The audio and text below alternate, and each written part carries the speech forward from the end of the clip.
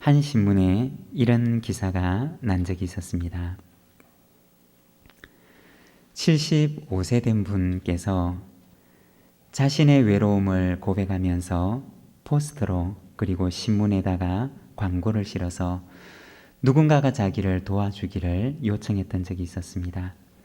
이분은 물리학자로 은퇴하신 분이신데 35년간 함께했던 아내를 암으로 잃고 수개월째 고문 같은 정막 속에 지내면서 누군가 자기를 도와주기를 요청하는데 그는 자신의 창문에도 이렇게 적었습니다. 저는 사랑스러운 아내이자 소울메이트인 조를 잃었습니다. 친구나 다른 가족이 없어서 대화할 사람이 없습니다. 하루 24시간 지속하는 정막이 견딜 수 없는 고문과도 같습니다. 아무도 도와줄 수 없나요? 이 광고를 보고서 많은 사람들이 그에게 손을 내밀기 시작했는데 이웃 사람들은 이 사람의 집에 들어와서 함께 커피를 마시고 그리고 멀리 사는 사람들은 전화를 해서 혹은 화상통화로 혹은 편지로 그를 격려합니다. 주변의 많은 사람들이 이분의 외로움을 돕기 위해서 손을 내밀었다고 하는 기사를 본 적이 있습니다. 여러분, 사람이라고 하는 존재는 겉으로 볼 때는 참 강해 보이지만 그러나 참 연약한 존재가 바로 우리 인간이라고 하는 존재입니다. 언젠가 한 재미있는 이야기를 들은 적이 있는데 여러분, 여자가 사우나를 좋아하는 이유가 무엇인지 아십니까? 여자는 태생상 남자의 갈비뼈로 만들었기 때문에 사우나를 좋아한다고 합니다. 그러면 남자가 사우나를 좋아하지 않는 이유는 무엇일까요? 흙으로 만들어서 그렇답니다. 물에 들어가면 풀어지니까. 여러분, 사람이라고 하는 존재가, 흙으로 지어진 이 사람이라고 하는 존재가 얼마나 연약한 존재인지, 겉으로 볼 때는 대단히 강해 보이는 것 같지만 그러나 그 존재 자체가, 그 본질 자체가 심히 연약한 것이 바로 사람의 존재라는 것입니다. 여러분, 만일에 우리 가운데도 외롭고 연약하고 힘든 이들이 있다면 그 연약한 손을 붙들어주고 위로하고 함께 주님 앞에 세워져가는 우리 부산진 모든 믿음의 가족들이 되시기를 바랍니다. 오늘 우리가 읽었던 이 말씀에서는 디모데후서 4장 마지막 부분의 말씀을 우리에게 보여주는데 이 디모데후서는 바울의 모든 서신들 가운데서도 가장 개인적인 서신이고 바울의 개인적인 부탁이 나타나 있는 서신이며 바울의 생애 가운데 가장 마지막에 적혔던 서신이고 바울은 이 서신을 끝으로 더 이상 다른 서신을 보내지를 못합니다. 그는 이 서신을 마지막으로 그의 인생을 마감했던 것입니다. 아마도 바울이 이 디모데후서의 편지를 보낼 이 순간에는 그의 인생 가운데 가장 외로웠던 순간이었을 것이고 그리고 바울의 인생 가운데 가장 누군가의 도움이 필요했던 그러한 순간이었을 것입니다. 오늘은 우리가 디모데후서 가운데 특별히 이 마지막 부분의 말씀을 읽으면서 바울의 인생의 가장 마지막 순간, 가장 외로웠던 순간, 누군가의 도움이 가장 필요했던 바로 그 순간에 바울의 곁에 있었던 바울의 곁에 있었던 이들을 우리가 바라보면서 오늘 우리가 이 말씀을 함께 묵상하고 또 우리에게 주시는 말씀을 우리가 함께 듣고 나누는 시간이 되기를 원합니다. 바울의 가장 외로웠던 순간에, 바울의 인생의 그 마지막 순간에 바울의 곁에는 어떤 이들이 있었을까요? 먼저 첫 번째는 그의 위로가 되었던 동역자들이 바로 그의 곁에 있었습니다. 바울은 이 디모데후서 마지막에 그에게 위로가 되었던 동력자들에 대해서 이야기를 합니다. 오늘 우리가 읽었던 말씀 9절에서 11절 말씀 우리 자막을 보면서 같이 한번 읽도록 하겠습니다. 너는 어서 속히 내게로 오라. 데마는 이 세상을 사랑하여 나를 버리고 데살로니가로 갔고, 그리스게는 갈라디아로, 디도는 달마디아로 갔고, 누가만 나와 함께 있느니라. 내가 올 때 마가를 데리고 오라. 그가 나의 일에 유익하니라. 여기에 보면 사도 바울이 디모데를 향하여 나에게 속히 오라고 얘기를 합니다. 아마도 이 말은 디모데의 어떤 개인적인 필요보다도 바울의 그 마지막 순간 가장 보고 싶었던 사람이 바로 이 디모데였기 때문이었을 것입니다. 그리고 이어지는 말씀을 보게 되면 바울이 말하기를 데마도 가고 그리스게도 가고 디도도 가고 오직 내 곁에는 누가만 함께 있느니라고 얘기를 합니다. 바울이 로마 감옥에서 재판을 기다리면서 모두가 다 그의 곁을 떠나가고 이제 오직 남은 한 사람 있는데 누가만이 그 곁에서 바울을 지키고 있는 그런 모습을 보여줍니다. 여러분, 누가는 어떤 사람이었을까요? 성경학자들은 성경에 이 누가가 가장 먼저 등장하는 곳은 사도행전 16장 10절이라고 이야기를 합니다. 사도행전 16장 10절의 말씀을 보게 되면 이렇게 말씀합니다.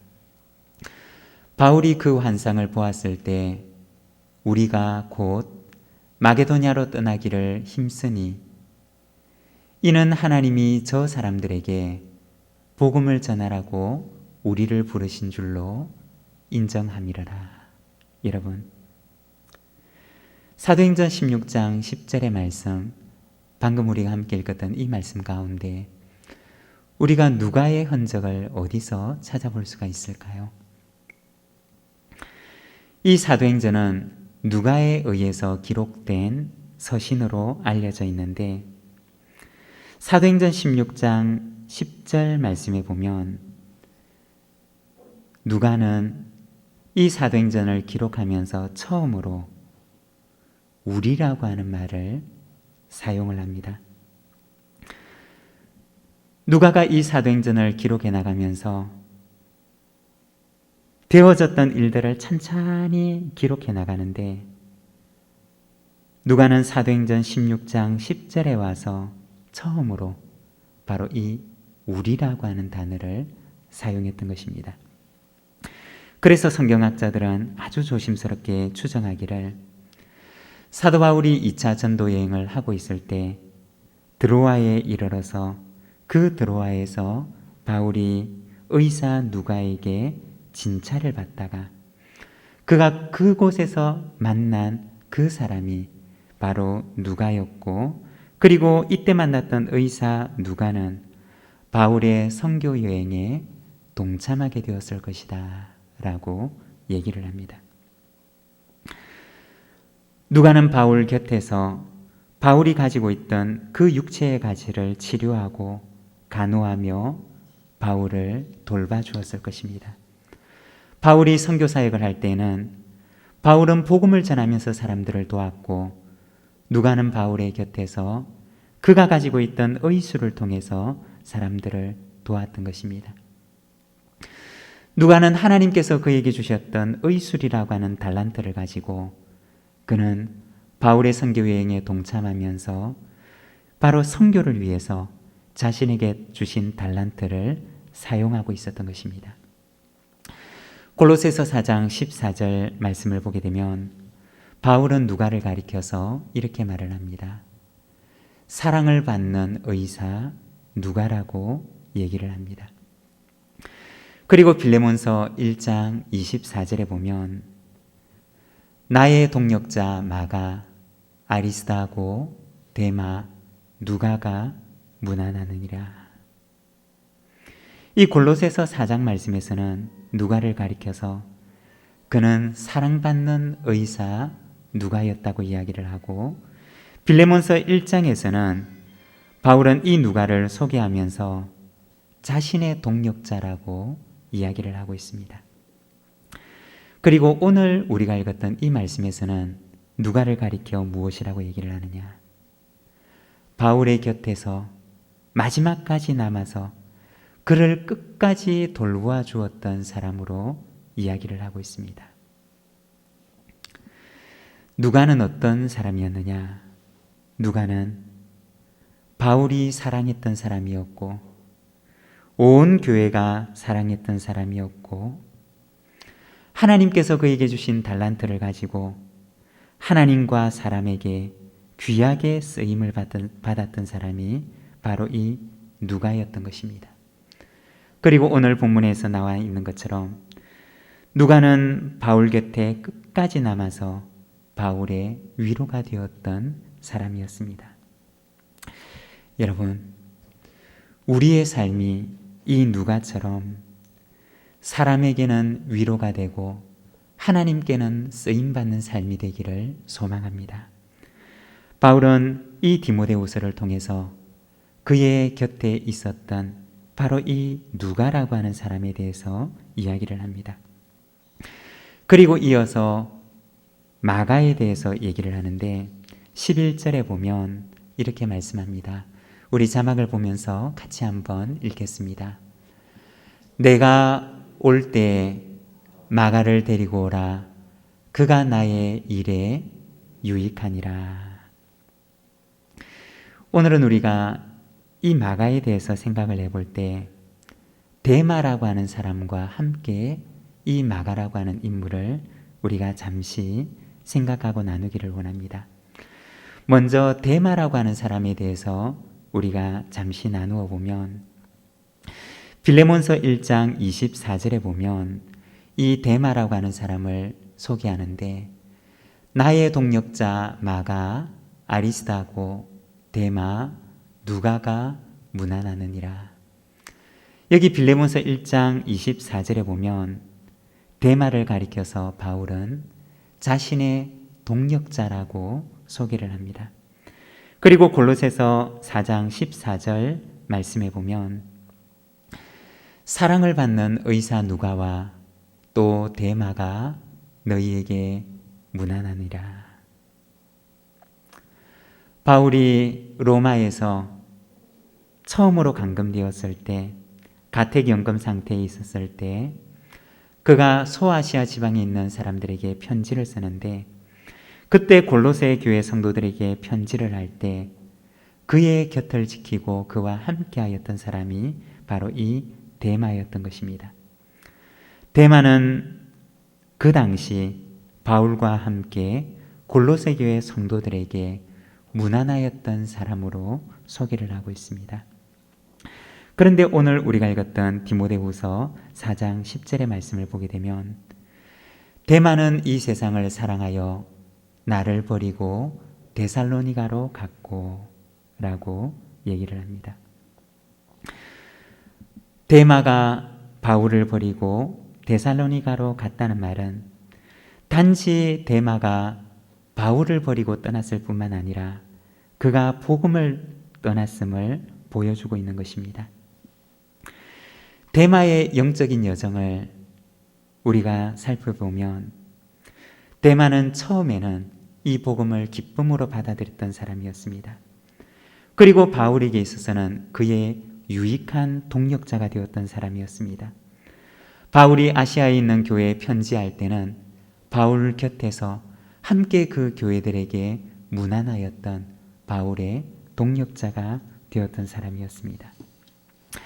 그렇지만 데마의 영적 여정의 마지막은 어떻게 되었느냐? 우리가 데마의 그 깊은 사정은 알지는 못하지만 그러나 그는 결국 바울을 떠나고 복음마저 떠나게 됩니다. 바울이 가장 필요로 했던, 가장 외로웠던 그 순간에 복음을 향한 박해가 가장 강렬했던 그 순간에 데마는 바울을 떠나고 복음을 떠났던 것입니다. 데마가 바울을 떠나고 복음을 떠났다는 그 사실은 바울에게는 너무나 큰 아픔이었습니다. 그래서 오늘 읽었던 이 서신에서 바울은 디모데에게 편지하면서 데마는 세상을 사랑하여 나를 버리고 데살로니가로 가고 말았다고 이야기를 하고 있는 것입니다. 데마를 향한 바울의 진한 아픔과 아쉬움을 이 디모데후서는 우리에게 보여주고 있는 것입니다. 데마는 어떤 사람이었느냐? 그는 처음에는 바울에게 그리고 복음에 아주 유익한 사람이었지만 나중에는 바울에게도 복음에도 무익한 사람이 되고 말았던 사람이었습니다. 그 반면에 마가는 어떤 사람이었느냐? 11절에 보면 이렇게 말합니다. 내가 올 때 마가를 데리고 오라. 그가 나의 일에 유익하니라. 이 마가라고 하는 사람은 데마와는 정반대의 사람이었습니다. 마가는 처음에는 바울에게도 복음에게도 무익한 사람이었지만 그러나 나중에는 바울에게 도움과 위로가 되고 복음에도 유익한 사람이 됩니다. 우리가 잘 알고 있는 것처럼 사도행전에 보게 되면 사도 바울이 바나바와 심하게 다투고 갈라지는 이야기가 나오는데 그 원인을 제공했던 사람이 누구였느냐? 바로 이 마가라고 하는 사람이었습니다. 바울이 생각할 때는 도무지 선교 사역을 감당하기에는 너무 준비가 되어 있지 않은 사람이었고 바울이 생각을 할 때 자신이 데리고 선교 여행을 하기에는 아무런 도움도 되지 않는 무익한 사람이 바로 이 마가였던 것입니다. 그런데 바울의 서신들을 보게 되면 이 마가의 삶 가운데 변화가 나타나기 시작하는데 골로새서 4장 10절의 말씀을 보게 되면 나와 함께 갇힌 아리스다고와 바나바의 생질 마가와 이 마가에 대하여 너희가 명을 받았음에 그가 이르거든 영접하라. 바울이 골로새 교회 성도들에게 편지를 쓸 때 그 어려운 시간에 바울과 함께 있었던 사람으로 이 마가를 소개하고 있습니다. 그리고 오늘 우리가 읽었던 이 디모데 후서에서는 바울이 마가를 향하여서 말하기를 그가 나의 일에 유익하다고 이야기를 하고 있습니다. 훗날에 이 마가는 복음서 가운데 예수님의 생애를 가장 먼저 기록했던 마가복음의 기록자가 되어서 교회에 큰 유익을 끼치는 사람이 되었고 처음에 이 마가는 하나님께도 그리고 바울의 선교 사역에도 무익한 사람이었지만 나중에는 바울이 가장 간절하게 찾았던 사람 중에 하나가 되었던 것입니다. 바울은 그의 서신의 마지막에 그가 가장 외로울 때 그에게 가장 위로가 되는 사람들의 이름을 부르는데 바로 이 마가라고 하는 사람의 이름을 불렀던 것입니다. 사랑하는 여러분, 저와 여러분의 삶이 이 마가와 같이 누군가에게 위로자가 되는 삶이 되기를 소망합니다. 누군가에게는 위로자가 되고 하나님께는 귀하게 쓰임을 받는 저와 여러분의 삶이 되기를 소망합니다. 그리고 두 번째, 바울의 그 인생의 마지막 순간에 그의 곁에 또 누가 있었느냐? 오늘 우리가 읽었던 이 말씀을 보게 되면 그에게 해를 많이 입혔던 사람이 있었음을 보게 됩니다. 14절과 15절의 말씀을 보게 되면 이렇게 말씀을 합니다. 구리 세공업자 알렉산더가 내게 해를 많이 입혔음에 주께서 그 행한 대로 그에게 갚으시리니 너도 그를 주의하라. 그가 우리 말을 심히 대적하였느니라. 바울은 그의 서신의 마지막에 그에게 큰 위로가 되었던 사람들을 소개하고, 그리고 이어서 바울은 그에게 큰 가시가 되었던 사람에 대해서도 이야기를 합니다. 그 사람은 구리 세공업자 알렉산더라고 하는 사람이었는데, 바울은 그에 대해서 말하기를 그가 내게 해를 많이 입혔다라고 이야기를 합니다. 해를 많이 입혔다라고 하는 이 말 속에는 고발하다라고 하는 의미를 포함하고 있습니다. 아마도 이 구리 세공업자 알렉산더라고 하는 사람은 바울을 해하기 위해서 로마 정부에 바울을 중상하는 많은 허위 정보들을 제공했던 것으로 여겨집니다. 바울의 그 마지막 순간에 바울의 곁에는 바울을 위로하는 위로자가 되는 사람들도 있었지만, 또 한편으로 반대로 바울에게 큰 가시가 되었던 사람들도 있었던 것입니다. 여러분, 우리가 이 디모데후서 말씀을 보면서 우리의 지나온 삶을 돌아본다면 우리의 삶은 어떠한가요? 우리가 살아왔던 삶, 우리가 걸어온 우리의 인생은 누군가의 위로자가 되는 삶이었습니까? 아니면 누군가의 가시가 되는 삶이었습니까? 내가 했던 나의 말들은 누군가의 위로가 되는 말들이었습니까? 아니면 누군가에게 가시가 되는 말들이었습니까? 소망하기는 하나님께서 우리의 인생을 사용하시되 위로자의 인생으로 사용하시기를 소망합니다. 그리고 세 번째는 바울의 그 마지막 그의 곁을 지켜주었던 이는 바로 그의 곁에서 힘을 주셨던 하나님이었습니다. 16절과 17절의 말씀을 우리가 같이 한번 읽도록 하겠습니다. 함께 읽겠습니다. 내가 처음 변명할 때 나와 함께한 자가 하나도 없고 다 나를 버렸으나 그들에게 허물을 돌리지 않기를 원하노라. 주께서 내 곁에 서서 나에게 힘을 주심은 나로 말미암아 선포된 말씀이 온전히 전파되어 모든 이방인이 듣게 하려 하심이니 내가 사자의 입에서 건짐을 받았느니라. 바로 이 말씀은 바울이 두 번째 로마 감옥에 투옥이 되어서 이 두 번째 투옥 과정 가운데 첫 번째 신문을 받았을 때의 이야기입니다. 바울의 편에 서서 바울을 변호하며 바울의 친구가 되어 주었던 사람이 아무도 없었음을 이야기합니다. 그런데 그는 이어서 고백하기를 바로 그때 그 누구도 그의 변호자가 되어주지 않고 그 누구도 바울의 친구가 되어주기를 꺼려했던 그 순간에 그는 말하기를 주께서 내 곁에 서서 나에게 힘을 주셨습니다 라고 고백을 합니다. 바울은 이 마지막 재판에서 사형 선고를 받고 그의 달려갈 길을 마치고 그는 순교하게 됩니다. 그의 사형 선고로 이어지게 될 이 재판의 첫 번째 공판에서 그 누구도 바울의 변호자가 되어주지 못했음을 말하는 것입니다.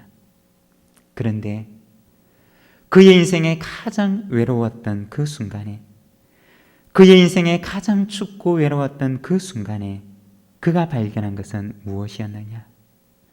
그 누구도 그의 변호자가 되어주지 못하고 그 누구도 그의 친구가 되어주지 못하는 그 순간에 그가 발견했던 것은 바로 그 외로운 재판에서 하나님께서 그의 곁에 서 계신 것을 보았던 것입니다. 그리고 그에게 힘을 더하고 계셨던 그 하나님을 그는 그 외로운 재판석에서 발견하였던 것입니다. 마치 사도 바울의 이 디모데후서 4장의 말씀을 읽다가 보면 우리는 사도행전에 나와 있는 그 스데반의 순교의 장면을 떠올리게 됩니다.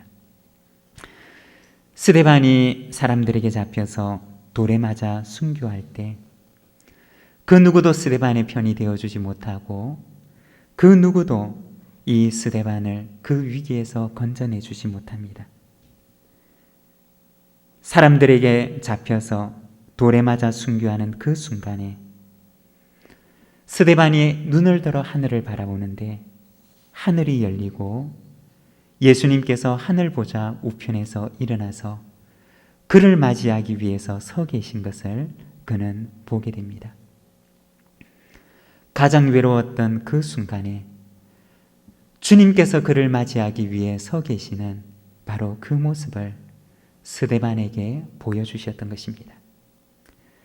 사도 바울이 이제는 그의 달려갈 인생의 길을 마치고 이제 마치 그는 전제와 똑같이 모든 것이 부어진 바 된 그 순간에 이제는 그의 길을 마쳐야 하는 그 순간에 그 외로운 재판에서 그가 발견하였던 것은 바로 그곳 옆에 자신의 곁에 서 계셔서 자신에게 힘을 주고 계셨던 하나님을 그는 보게 되었던 것입니다.